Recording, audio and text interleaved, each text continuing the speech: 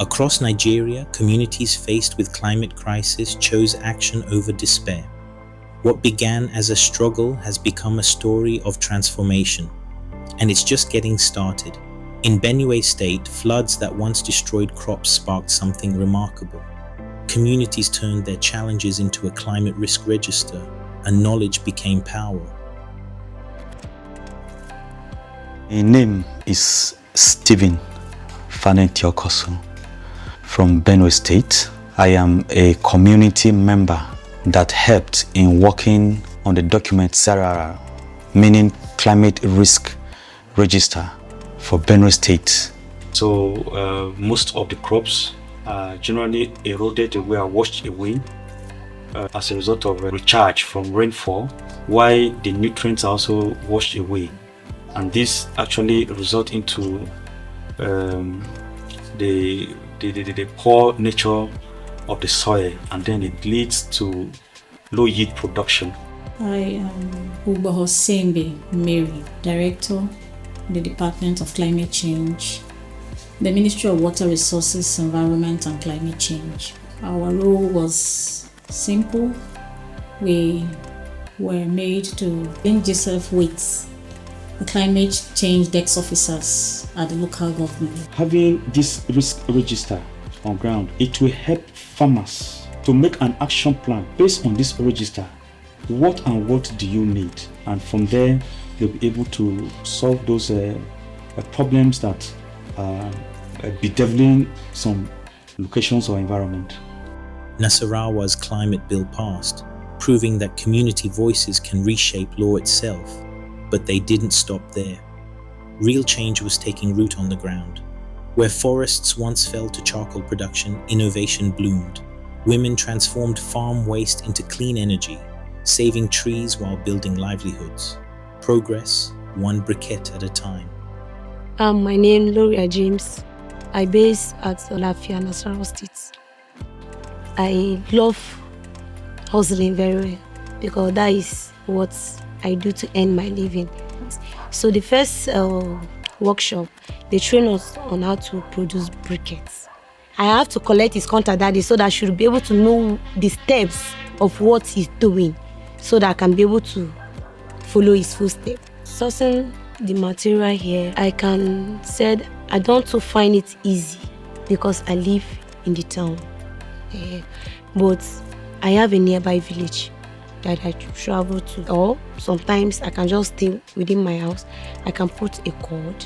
Please, I need so material. How much?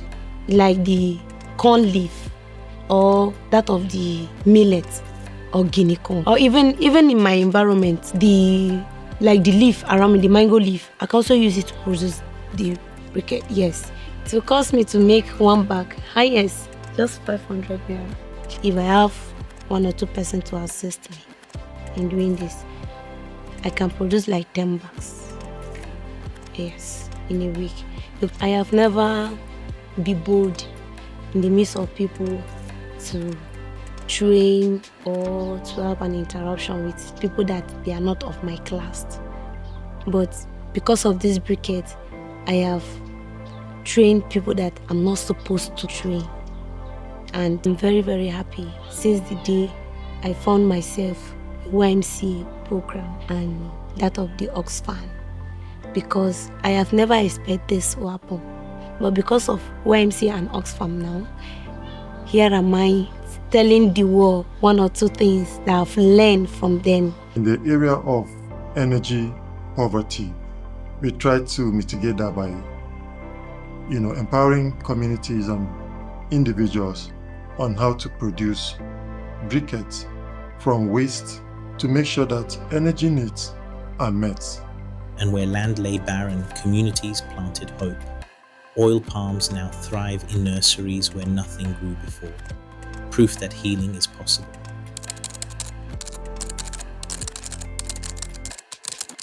My name is Ango Adamu, the Executive Secretary of the Young Men Christian Association, YMCA, a non-governmental organization based in Lafia, Nasarawa State. Nasarawa State is like a hope of charcoal production because of our proximity to the federal capital.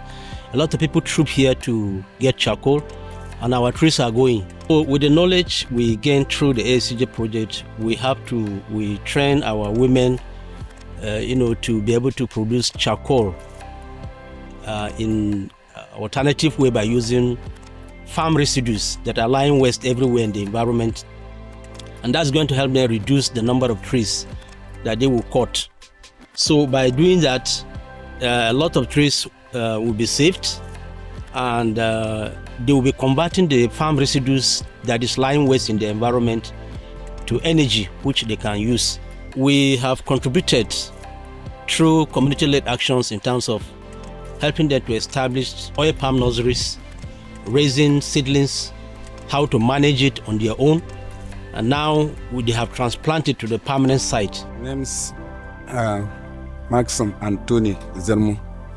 I'm the lead community farmer of the AACJ project in Tsakwe, Akwanga local government, Nasarawa state. The project adds value to the community. Before, we were not doing it for climate change, but with the coming of the project and the workshop, we come to understand that we are also mitigating climate change. So for the adaptive capacities of communities, which is a major work which we did as Oxfam, on Pathway 4, we realized that communities needed to build their capacities on how to adapt to the impact of climate change. That is where the idea of sack farming came into being.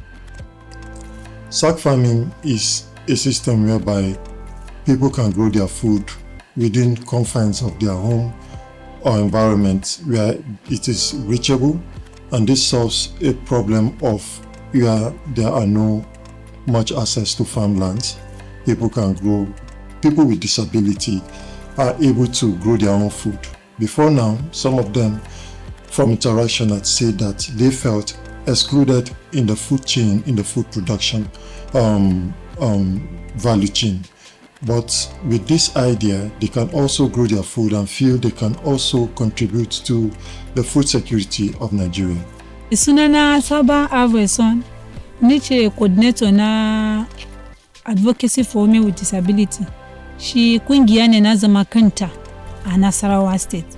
Kuma muna zama a wani community ne wanda ana kira shi gidi-gidi a lafiya nan. Na zo na bana yin aiki komai ba, gari ya waye sai ka zo na mutane suna je gona, da ka zo na shuru ni na zama gurguwa. Yaya zan tafi gona? Yaya zan yi hakan samun abin da zan ci? Amma lokacin da AACJ project sun zo da program nasu, sai sun invite persons with disability, particularly ni, na tafi training. Da suka yi min training, su ce za yi gona a buhu. A sa abu a shuka abinci a buhu kuma zai tsira. Immediately ne na zo gida na put na shi into practice. Yanzu ne haka bana siya tomatoes a kasuwa, bana siya ugu. Kama sati biyu da ta wuce, ugu na da na yanka shi na sayar da shi kusa 9,000. Na sayar da shi na sake na siya abinci da zan ci da yara gida.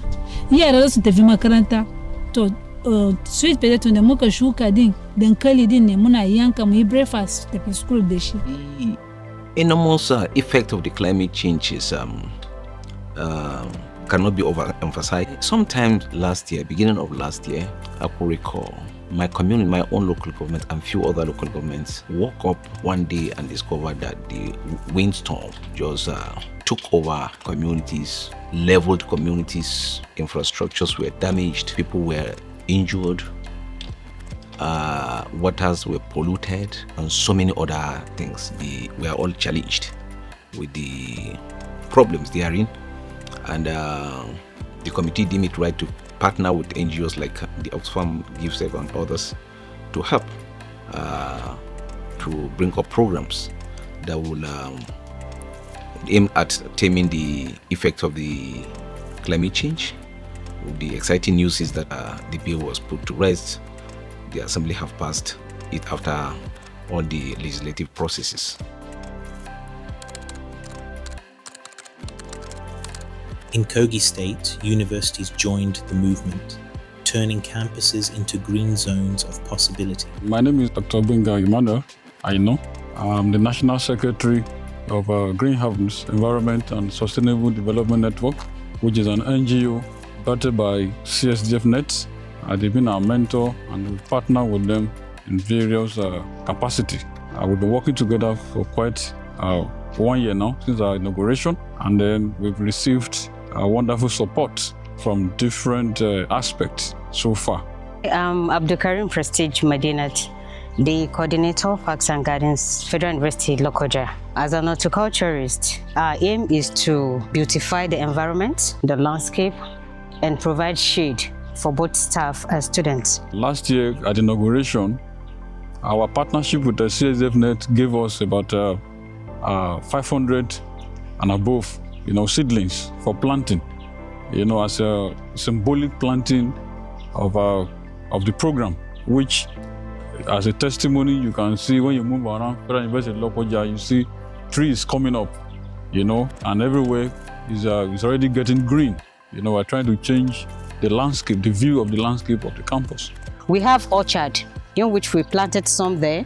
Then they give us some fruits. We did little orchard at the back of our admin. As you can see that there's not much buildings around, and if we have enough trees, it will help the students. This is the main campus. This is the Felele campus of Federal University Lokoja. So it will help more the students during exam or lectures where they can stand or sit. My name is Miriam Idris, Program Assistant for CSDF-NET, PACJA Nigeria. CSDF-NET is an organization of over 300 civil society network dedicated to strengthening climate change response in Nigeria. Notably, through AACJ, we've been able to work on mangrove restoration in Akwa Ibom, Ikom town precisely. And through the mangrove restoration also, they've been able to adopt apiculture farming, which is bee farming, as a way of sustainable living.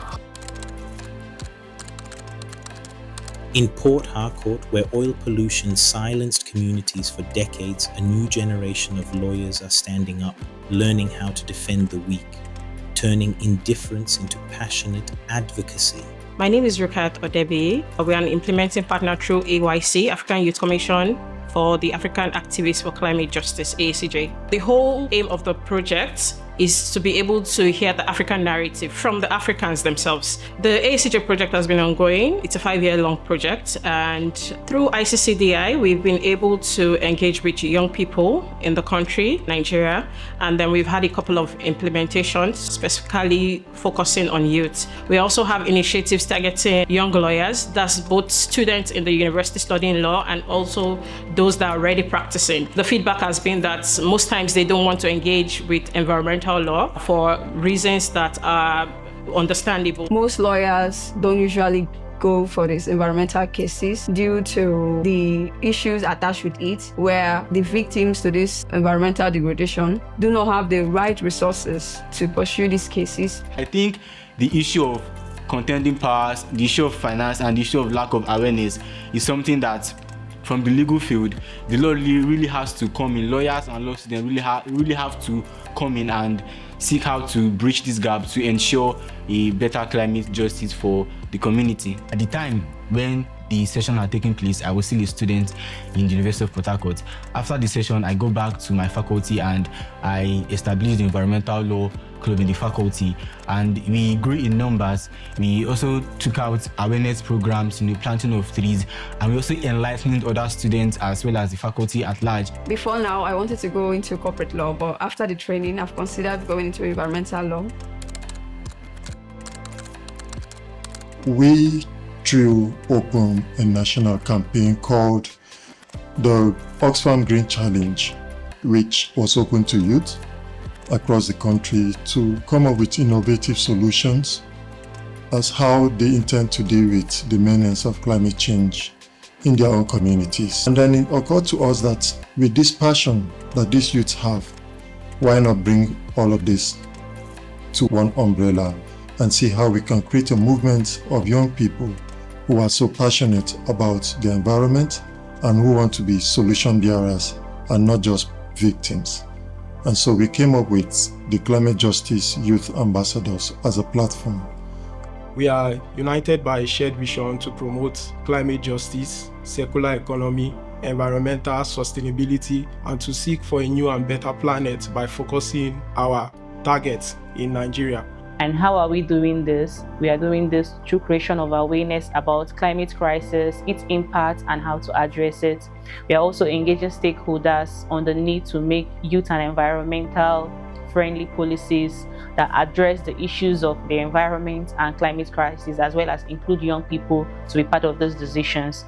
In 2021, we signed a partnership agreement with Oxfam to implement the African Activists for Climate Justice project here in Nigeria. As an organization, we realized because one of the key target groups of the AACJ project is persons with disabilities, and we have tailored our program to meet this group, and one of which the initiative we have done is the Food for Persons with Disabilities, where we train persons with disabilities with the necessary skills to be able to grow their own food in the limited space that they have access to.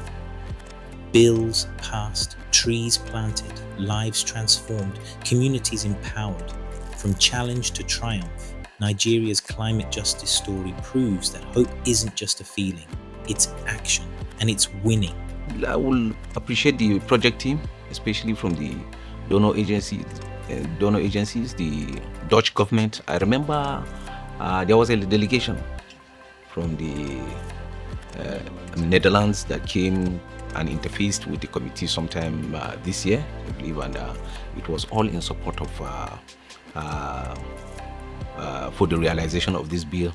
And I want to especially thank them for making it a reality, following up to ensure that it comes to pass and is being done. Thank you very much, the Dutch government and the AACJ, for these funding opportunities for the past 5 years, and we look forward to more opportunities to also further our activities. So I want to sincerely thank Oxfam. The Ministry of Foreign Affairs, Netherlands, was supporting Oxfam to support us, and we'll do everything we could to keep the vision of this AACJ project alive.